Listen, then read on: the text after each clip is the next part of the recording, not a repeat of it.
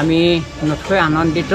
আমাৰ ছোৱালীও আত্মাই শান্তি পাইছে বুলি আমি অনুভৱ কৰিছোঁ আৰু আমাৰো দেৱাদিদেৱ মহাদেৱ ত্ৰিনয়ন বাবাৰ চৰণ সেৱা কৰা যাতে সাৰ্থকতা হৈছে আমি তাক আজিহে আমি অনুভৱ কৰিছোঁ। আজি যিটো প্ৰক্ৰিয়া আমাক প্ৰদান কৰিলে তাৰ কাৰণে আমি প্ৰভু ভগৱন্তকো